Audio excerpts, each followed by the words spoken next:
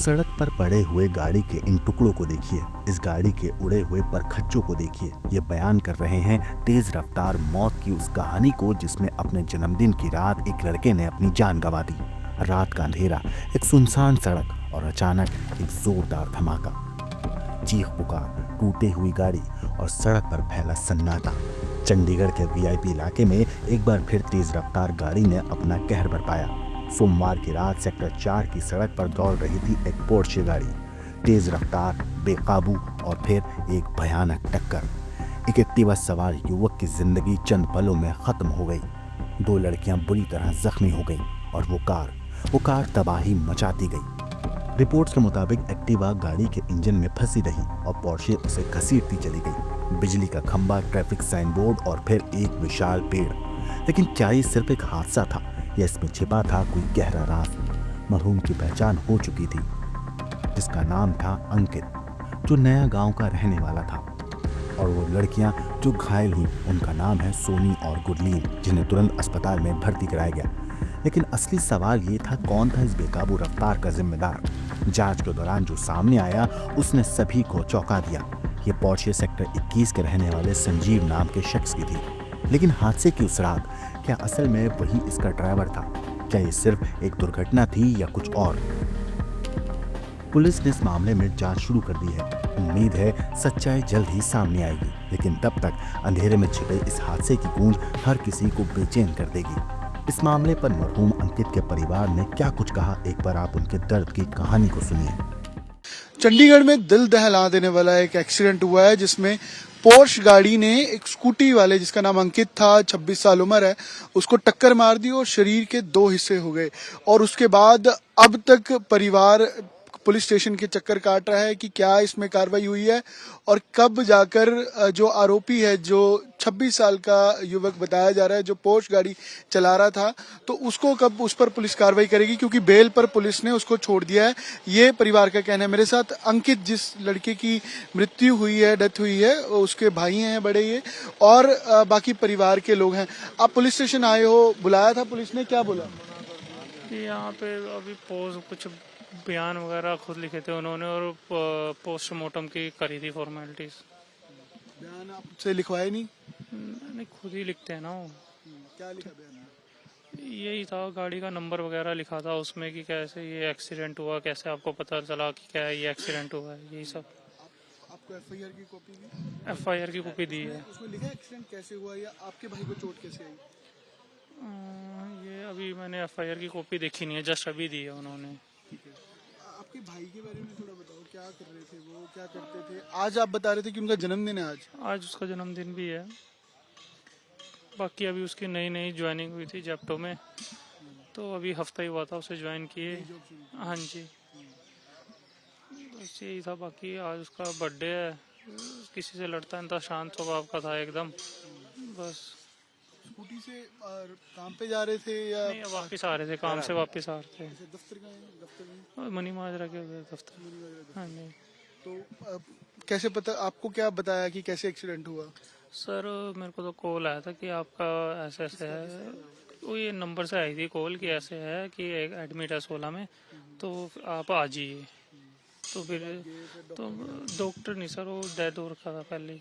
हाँ, वो एक्सीडेंट से ही ऑन द स्पॉट ही डेथ हो चुका था। बाद में वीडियो देखा मैंने, तो उसमें देखा रॉन्ग साइड से गाड़ी आ रही थी, काफ़ी स्पीड से थी, उसने उसे टक्कर मारी और काफ़ी देर तक घसीटते हुए लेके गई, जिसकी वजह से उसकी बॉडी के 2 टुकड़े भी हो गए। आपने देखा उनकी बॉडी देखी कहाँ से कैसे लगी? हाँ जी, यहाँ से अलग है जो वीडियो में। हाँ जी।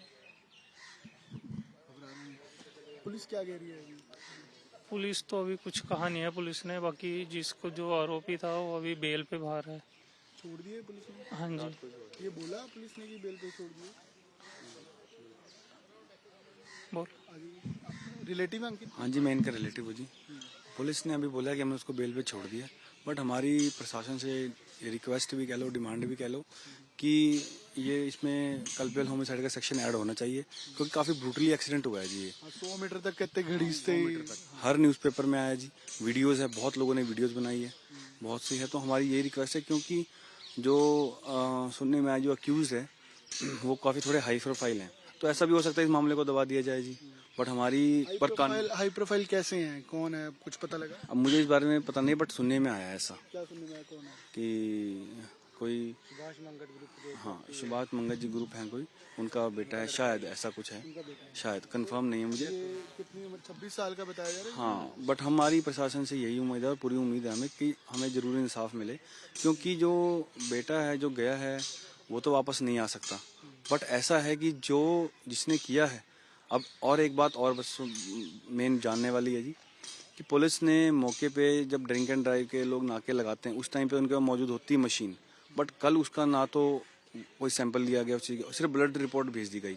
तो हमें ये भी है कि और सैंपल कोई नहीं लिया गया? ब्लड और यूरिन टेस्ट लिया है, बट हम ये है कि अगर उसमें कुछ आता है तो वैसे भी sir on the face of it भी अगर देखेंगे तो हमें साफ दिख रहा है कि देखो इतना ब्रूटली तरीके से एक्सीडेंट हुआ है, कोई दोनों एक टांग कट नहीं जाती है, अगर 50-60 की स्पीड हो तो। पुलिस क्या कह रही है? अभी कौन मिला था? एसएचओ थे अंदर, कौन था? अभी मतलब नहीं एएसआई साहब मिले थे अभी, तो वो कह रहे हैं कि हम कार्रवाई कर रहे हैं अपनी। गाड़ी की स्पीड कम थी ऐसे कह रहे हैं? नहीं वो उन्होंने तो कुछ नहीं कहा ऐसा, वो कुछ नहीं कहा, वो तो कुछ नहीं, पर हम ऐसा बता रहे हैं कि अपने तरीके से कि अगर ऐसा एक्सीडेंट हुआ है तो ऑब्वियसली बात है कि तेज ही होगी स्पीड।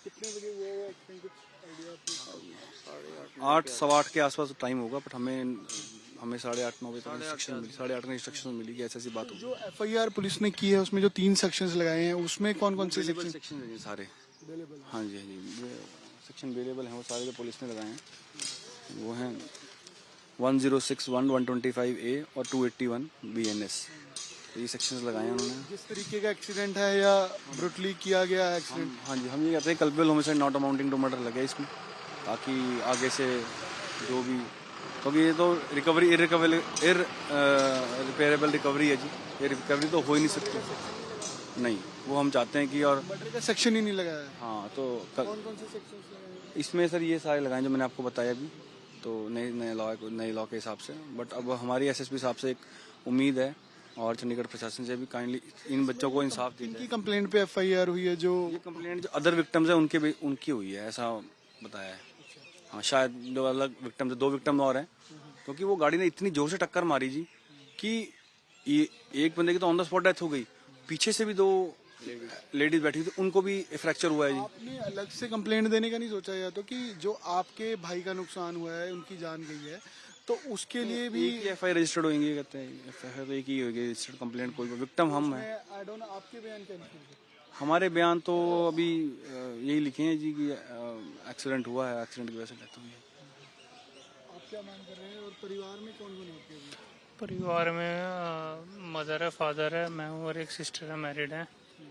बाकी मांग तो यही है कि हमें इंसाफ दिया जाए, जो कल्प्रिट है उसको सजा मिले, ताकि आगे से लोग इससे सबक सीख सके और ऐसे ड्रंक एंड ड्राइव या रैश ड्राइविंग ना करें। सर इन्होंने आरोपी को छोड़ दिया, आप कह रहे हैं? सर गाड़ी बता नहीं रहे हैं। ये कहते अभी कह रहे थे कि यहाँ खड़ी है गाड़ी, लेकिन पीछे कहते यहाँ है ही नहीं गाड़ी, फिर कहते वहाँ खड़ी वहीं होगी अभी। अब देखो अब गए हैं वो रिपोर्टर आए थे 2-3-4 अभी वो वहीं पे गए हैं। ब्यूरो रिपोर्ट क्राइम तक।